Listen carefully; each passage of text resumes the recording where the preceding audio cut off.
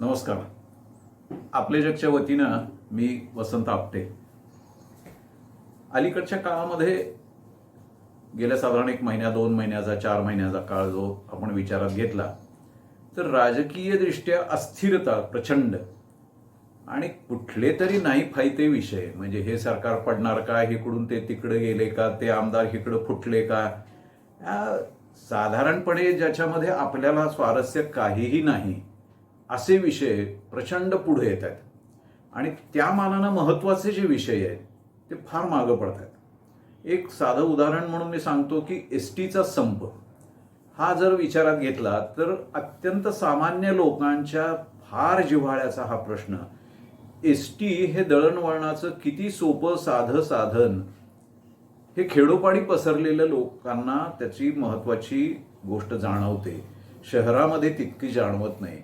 प्रचार माध्यमांना आणि प्रसार माध्यमांना तर त्याचा काही संबंधच नाही, अशी काहीतरी परिस्थिती आज निर्माण झाली आहे.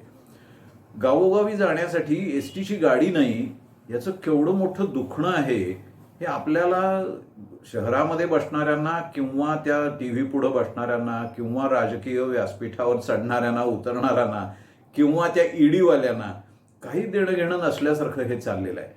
म्हणजे एसटीचा कामगार बेकार होईल का, त्यांना किती देणं झालं, ते सरकारचं त्याबद्दल काय म्हणणं आहे, हे जाऊ दे, मरू दे तिकडं सगळं.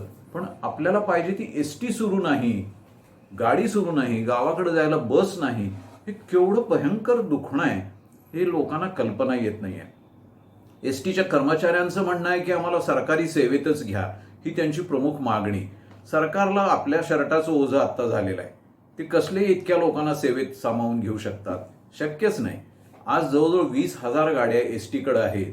एवढे कर्मचारी लाखभर हे एकत्र त्या शासनाच्या बोकांडी जरी जाऊन बसले तर पुन्हा त्यांची व्यवस्था, त्यांचे पगार, अमुक तमुक कसं सरकारला पेलणंच शक्य नाही. कारण सरकार आत्ताच घाईला आलेलं आहे आर्थिकदृष्ट्या.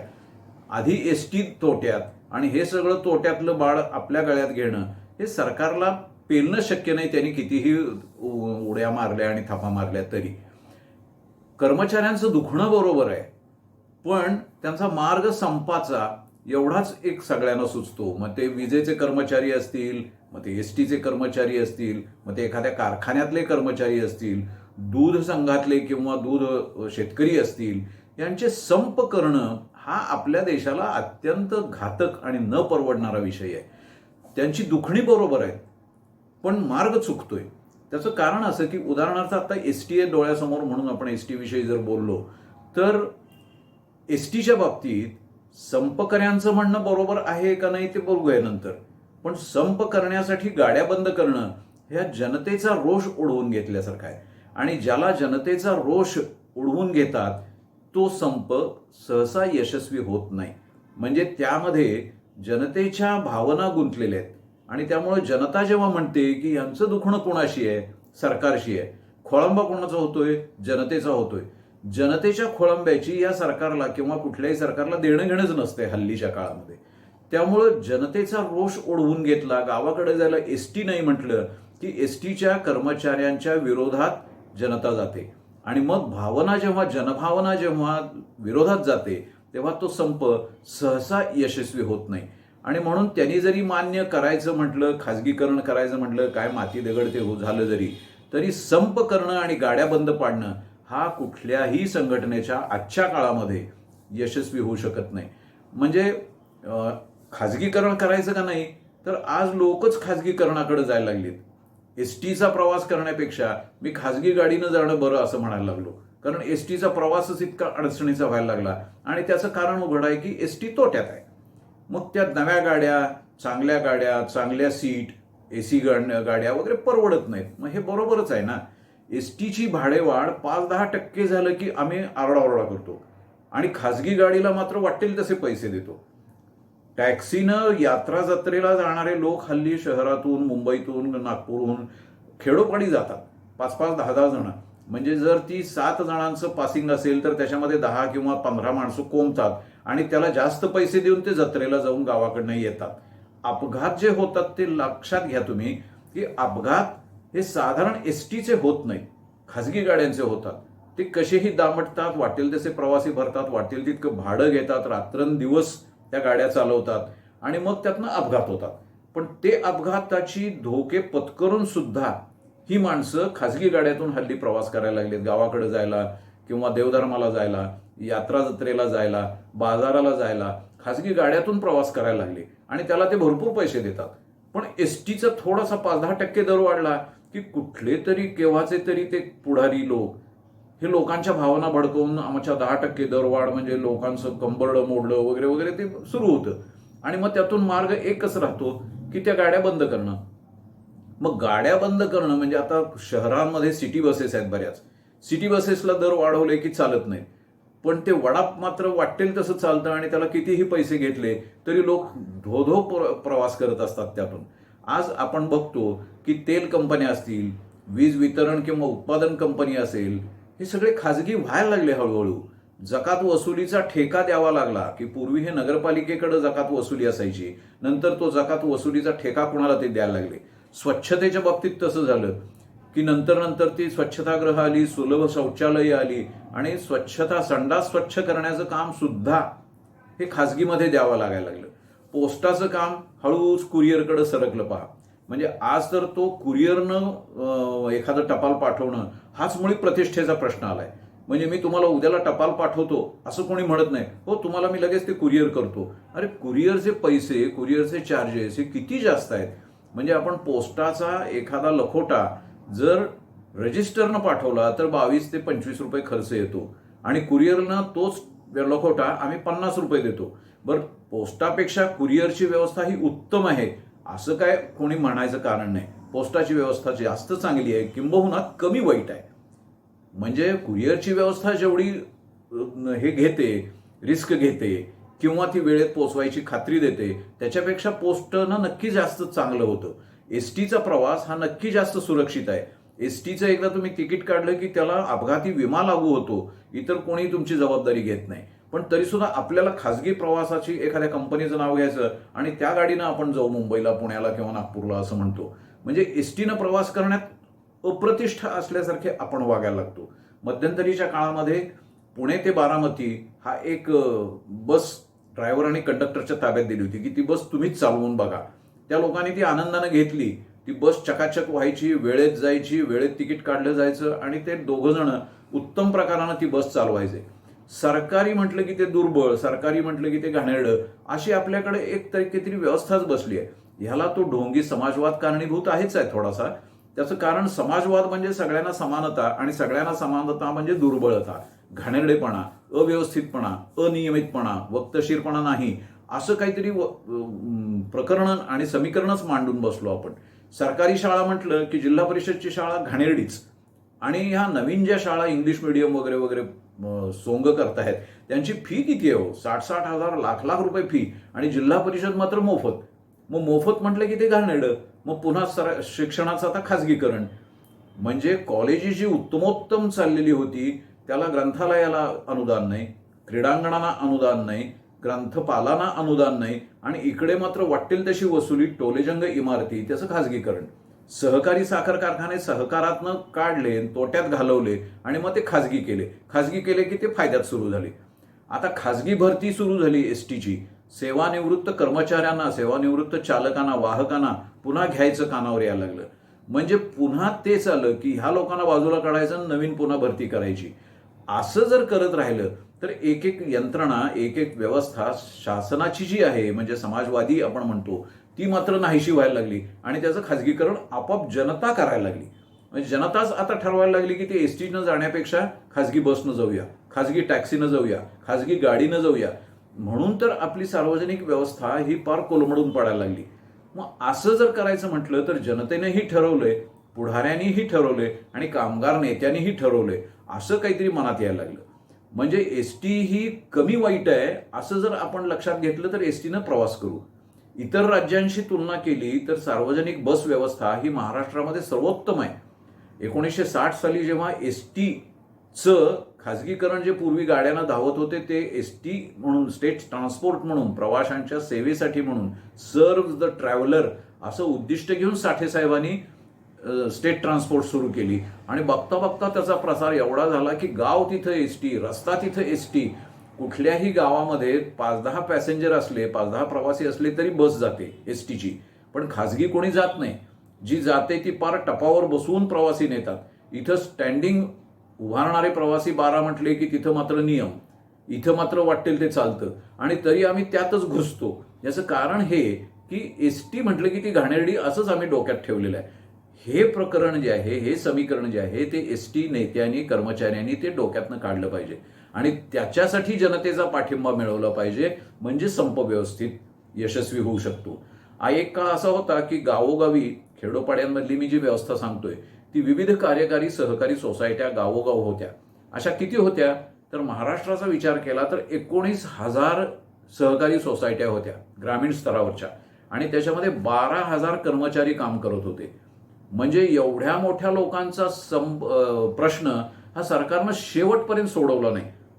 त्यांच्या पदोन्नतीचा प्रश्न होता, त्यांच्या पगाराचा प्रश्न होता, पण त्या सोसायटीचा प्रश्न असल्यामुळे जिल्हा मध्यवर्ती बँकेला ते लोक जोडले. तेही जोडले नाहीत. जिल्हा मध्यवर्ती बँकेत ते कर्मचारी त्या बँकेचे नव्हे, सरकारचे तर नव्हेतच. त्यामुळे त्यांचा अल्प पगार, ते सेक्रेटरी जे सगळे होते जिल्हा मध्यवर्ती विविध कार्यकारी सहकारी सोसायटीचे कर्मचारी, हे कुणाचेच नव्हे आणि त्यामुळे ती सगळी यंत्रणा कोलमडून पडली आणि विविध कार्यकारी सहकारी सोसायट्या ह्या हळूहळू हळूहळू नाहीशा व्हायला लागल्या.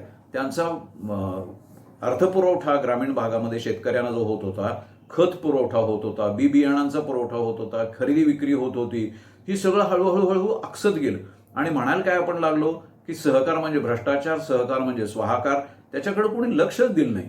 त्यांची मागणी होती तशी की आम्हाला सरकारी सेवेत सहभागी करून घ्या, पण सरकारला तेही शक्य नव्हतं, कारण हे 12,000 आणि 16,000 कर्मचारी कुठनं ते कसे पेलणार होते. त्याच्यासाठी आपल्याला मध्यवर्ती बँकेमार्फत काहीतरी व्यवस्था करता आली असती, ती वेळेला केली नाही आणि त्यामुळे तोही भाग हळूहळू नाहीसा झाला. विजेचं तसं झालं. तसंच आता एसटीचं होईल का काय अशी एक शंका यायला लागली. म्हणजे एसटी हा नकोच झालेला एक प्रकार आहे का काय असं सरकारला आणि जनतेलाही वाटायला लागलं आणि म्हणून ह्या समाजवादाच्या ज्या कल्पना आहेत ना की त्या स्वस्तच असल्या पाहिजेत. एसटीचं थोडं भाडं वाढलं की बिनसलं. आज डिझेलचे दर, टायरचे दर, कर्मचाऱ्यांची व्यवस्था, अहो तो कर्मचारी चांगल्या प्रकारानं जगला पाहिजे, त्याला पोराबाळांना शिकवता आलं पाहिजे, एवढा पगार नको. खाजगी लोक हे तिकीट एक काढतात आणि पुन्हा कंडक्टर किंवा ड्रायव्हर त्या खाजगी गाड्यांवरचे हे हळूच खिशात पैसे टाकतात आणि कुठेही प्रवासी भरतात, कुठल्याही हॉटेल समोर थांबतात. ती व्यवस्था आम्हाला चालते, पण एसटीनं व्यवस्थित ते सगळं राबवलं की ते मात्र आम्हाला नको. मग त्यामुळे होतं काय की एसटी स्टँडवरचा तो गलिच्छपणा, तिथले टॉयलेट्स, तिथली खाद्यपदार्थ, तिथलं पब्लिक, हे सगळं असं दयनीय होऊन गेलं. मला असं वाटतं की ह्या व्यवस्था सरकारी असल्या तरी भरपूर पैसे घेऊन, म्हणजे एसटी असेल, पोस्ट असेल किंवा बाकीच्या यंत्रणा सहकारातल्या असतील, ह्या उत्तम पैसे घेऊन जर उत्तम राबवायच्या असं जर ठरवलं तर मला वाटतं सरकार आणि जनता या दोघांचंही कल्याण होईल. एसटीचा पोस्टाचा दर आज आपण बघतो की 5 रुपयात ते टपाल त्यानं कसं न्यायचं, शक्यच नाही. कुरिअरनं गेलात की तुम्ही त्याला 25 रुपये 30 रुपये देता. एसटीला खाजगी प्रवासी जो 100 रुपये घेतो ती एसटीनं 20 रुपयात न्यायचं, 30 रुपयात न्यायचं, असं होऊ शकत नाही. आणि म्हणून एसटीचा कर्मचारी आज जरी संपावर गेला तरी त्याला कोणाचीही सहानुभूती मिळत नाहीये. एसटीचा संप हे वर्तमानपत्र किंवा प्रसार माध्यमांनी तर आपल्या यादीवरनं काढूनच टाकल्यासारखं आहे. ते बिचारे आता कधी देशोधडी जातील कोणाला ठाऊक आहे. म्हणजे जसं मुंबईतल्या त्या गिरण्यांचं झालं की त्यांच्याकडे कोणाचं लक्षच राहिलं नाही, ते सगळे बिचारे मुंबईतून गावाकडे परत आले आणि आपापल्या उद्योगामध्ये रमायला लागले, काही मेले. तिथलं त्यांचं कल्याण झालं. त्यांनी ते टोलेजंग मॉल आणि टोलेजंग इमारती उभ्या केल्या. धनिक हे धनिक, त्यांचा व्यापार आहे, ते शोधणारच. आमचं काय होणार, जनतेचं काय होणार याची सरकारला फिकीर नाही, कर्मचाऱ्यांना फिकीर नाही आणि कर्मचारी नेत्यांना फिकीर नाही आणि जनतेलाही फिकीर नाही. अशी जर अवस्था व्हायला लागली तर मग मात्र ह्या यंत्रणा सगळ्या कोलमडून पडतील. म्हणून मला असं वाटतं की एसटी सारखी यंत्रणा ही गावोगावी जाणारी, गाव तिथं एसटी होणारी, जनतेला आपली वाटणारी, ही लाल परी म्हणायचं का लाल ते एसटीचा डब्बा म्हणायचं, हा जनतेवरती अवलंबून आहे. जनतेला जेव्हा वाटलं की ही एसटी आपली, तोपर्यंत ती एसटी चांगली चालली. आज सामान्य लोकांनाच वाटते की एसटी आपली नव्हे. ती गावात पूर्वी कसं व्हायचं की खेडोपाडी मुक्कामाला जाणारी जेव्हा एसटीची गाडी असेल ना, तेव्हा त्या ड्रायव्हर कंडक्टरला जेवणाची आणि झोपण्याची व्यवस्था त्या खेड्यात खेडूत करत असत तिथल्या खेडेगावामध्ये. त्यांना अलीकडं कोण विचारत नाही असं झालं. त्याचं कारण त्यांची प्रतिष्ठा नाहीशी झाली. ही प्रतिष्ठा पुन्हा जर मिळायची असेल तर त्याला संपन्नता आली पाहिजे आणि त्याच्यासाठी भाडेवाढ असो, कर्मचाऱ्यांचे पगार असोत, ही सगळी व्यवस्था म्हणजे ज्या वेळेला एसटीचं राष्ट्रीयकरण झालं 1960 साली, तेव्हा जशी त्या साठे साहेबांनी एक उत्तम यंत्रणा बसवून दिली होती, तशी आज कोणीतरी जर त्याला बसवून दिली, सरकारीकरण ठेवूनच, स्वतंत्र महामंडळ ठेवून सुद्धा अशी जबरदस्त काहीतरी एक 6 महिन्याच्या अवधीमध्ये सगळा ट्रान्सफर सीन, सगळा बदल जर झाला तर पुन्हा या एसटीला चांगले दिवस येतील. तोपर्यंतच्या काळामध्ये ही व्यवस्था आमची चांगली लावा आणि मग आम्हाला एसटीमध्ये चालवू द्या, असं जर कर्मचाऱ्यांनी म्हटलं तर ठीक आहे. आम्हाला सरकारीकरण म्हणजे सरकारमध्ये सहभागी करून घ्या किंवा आम्हाला नुसतेच पगार वाढवा किंवा आम्हाला नुसतंच ते असं जर संप करत बसलो तर एक एक यंत्रणा ही मोडीत निघेल आणि मग एसटी ही पुन्हा इतिहास जमा होऊन जाईल. ती जमा होऊन चालणार नाही. लोक आज एसटीनं जाण्यासाठी उत्सुक आहेत. प्रवासी एसटीवरती प्रेम करतो. खेडोपाड्याचं मी बोलतोय, शहरातलं नव्हे. शहरी लोक सुद्धा एसटी ही चांगली नाहीये म्हणून तिकडे जायला लागले. शाळा जिल्हा परिषदेची चांगली नाही म्हणून आमच्या वेगळ्या शाळांमध्ये आम्ही देणग्या भरायला लागलो. जिल्हा परिषदेची शाळा म्हणली की फुकट, एसटी म्हटलं की स्वस्त, पण ते गलिच्छ असं नकोय. आज वॉशरूम म्हणजे प्रसाधनगृह जी आहेत, संडास बाथरूम, बायकांची सोयच नाही. एसटी स्टँडवरची गलिच्छपणा, तो बायकांनी जाण्यासारखं नाही. आज मुलींच्या सुद्धा अपेक्षा वाढलेल्या आहेत, स्त्रियांच्या अपेक्षा वाढलेल्या आहेत. साधं शौचाला किंवा लघवीला जायची जर सोय नसेल तर त्या लोकांनी प्रवास करायचा कसा? ही जर यंत्रणा सगळी बदलली, ही जर व्यवस्था बदलली मर्यादित प्रमाणात हळूहळू, तर वर्ष 2 वर्षामध्ये सार्वजनिक प्रवासी व्यवस्था ही उत्तम होत जाईल आणि मग एसटीला चांगले दिवस येतील. ते यावेत असं मी तरी एसटीशी एक अत्यंत संबंधित माणूस आणि मनापासून एसटीवर प्रेम करणारा माणूस म्हणून मला वाटतं एसटीचा संप ही मला वेदना देणारी गोष्ट आहे. तशीच ती सामान्य जनतेला वेदना देणारी गोष्ट आहे. कदाचित मी सामान्य आहे म्हणून ती वेदना देणारी मी व्यक्त करतोय, पण यातून एसटी बदलावी, एसटीचे कर्मचारी बदलावेत, एसटीच्या गाड्या बदलाव्यात आणि आपली मानसिकताच बदलावी असं मला मनापासून वाटतंय. एसटीचा कर्मचाऱ्यांचा संप, त्याला माझा पाठिंबा आहे, परंतु त्यांचा मार्ग चुकलेला आहे. एसटीचा संप यशस्वी व्हावा, पण जनतेची सहानुभूती त्यांनी गमावू नये असं मला वाटतंय. या ठिकाणी तरी एसटीचा संप ही आज दुर्लक्षित गोष्ट झालेली आहे. त्याच्याकडे सगळ्यांचं लक्ष वेधलं जावं म्हणून हा विषय आज तुम्हासमोर मांडतोय.